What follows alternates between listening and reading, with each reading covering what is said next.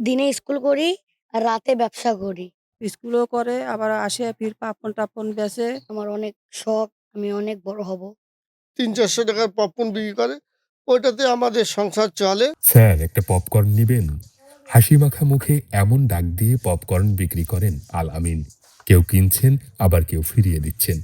কিন্তু থেমে নেই তার পথ চলা। মা বাবা হারানো এই শিশুর জীবনের সংগ্রাম যেন সিনেমার গল্পকেও হার মানায়।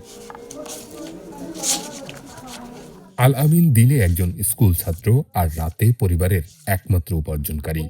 ছোট্ট বয়সী কাঁধে তুলে নিয়েছে সংসারের দায়িত্ব। বাবার মৃত্যুর পর মা অন্যত্র বিয়ে করায় এখন সে বড় হচ্ছে নানা নানির কাছে। আল আমিনের নানা নাসির পেশায় নাপিত হলেও অসুস্থতার কারণে বর্তমানে কর্মহীন। ফলে পুরো পরিবারের দায়িত্ব এসে পড়েছে ছোট্ট আল আমিনের উপর। পপকর্ন বিক্রি করে যা আয় হয় তা দিয়েই কোনোভাবে চলে নানা নানির সংসার। আমি জুম বাংলাদেশ স্কুল রংপুরে পড়ি। আমি চাচ্ছি যদি আমি পড়াশোনা করতে পারি আপনাদের দোয়ায়। আমি ব্যবসা করব, ভালো মানুষ হব। মানুষের মতন মানুষ হয়ে এক পা দাঁড়াবো। অনেক আমার অনেক শখ, আমি অনেক বড় হব। বড় হয়ে পড়াশোনা করব, চাকরি করব। আল আমিন জুম বাংলাদেশ স্কুলের ২য় শ্রেণীর শিক্ষার্থী।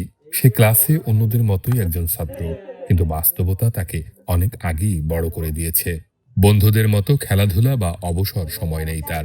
পড়াশোনা আর কাজ, এই দুইয়ের ভারসাম্য রাখতে প্রতিদিন কঠোর পরিশ্রম করতে হয় তাকে। নানি আমার ভাজি দেয়, বাদাম-টাদাম প্যাকেট করে দেয়, নানা একটু করে দেয়। নানা তো অপারেশনের পর থেকে আর কিছু করতে পারে না। আমি এই টুকটাক যা ব্যবসা করি ওটা দিয়ে আমার পরিবার চলে। এক্সট্রিম মশার কয়েল প্ল্যান্ট ফাইবার দিয়ে তৈরি। ডেঙ্গু, চিকুনগুনিয়া বাহি সহ যে কোনো মশার বিরুদ্ধে দেয় এক্সট্রিম সুরক্ষা। নানি পপকর্ন ভেজে দেন আর নানা প্যাকেট করে দেন। সেই পপকর্ন নিয়ে সন্ধ্যার পরে শহরে বিক্রি করতে বের হয় শিশু আল আমিন। আল আমিনের আয়ের টাকায় এখন নানা নানির সংসার চলে।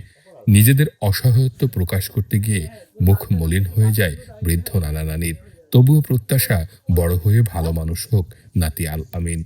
আমার নাতি ওর নানার অপারেশন করার পর থেকে আমার নাতি সংসার চালাতিছে। আমি পাপন-টাপন ভেজে দেই। বাচ্চা আমার স্কুলও করে আবার আসে ফির পাপন-টাপন বেচে। মনে করেন রাত ১০টা-১১টা পর্যন্ত পাপন বেচে। হ্যাঁ, ওগুলো আসে ফির আবার তারপরে ফির আবার মনে করেন যে লেখাপড়া করে, বই নিয়ে বসে পড়ে। বাচ্চাটার আমার খুব কষ্ট হয়। এখন খুব কষ্ট করে সংসারটা আমার বাচ্চা চালাতিছে। কি করব, বাচ্চা এখন ওই কয় যে বলে, "নানি আমার খুব কষ্ট হয়, এখন কি করব?" আমি পাপন-টাপন ভেজে দেই, ওর নানা প্যাকেট করে দেয়, ওটাই সন্ধ্যার সময় নিয়ে যায়। বেশ কিছুদিন থেকে আমার কর্ম-টর্ম সব অফ করে হয়ে গেছে। ওই বাচ্চাই মনে করেন ৩-৪০০ টাকা যা ৩-৪০০ টাকার পপকর্ন বিক্রি করে।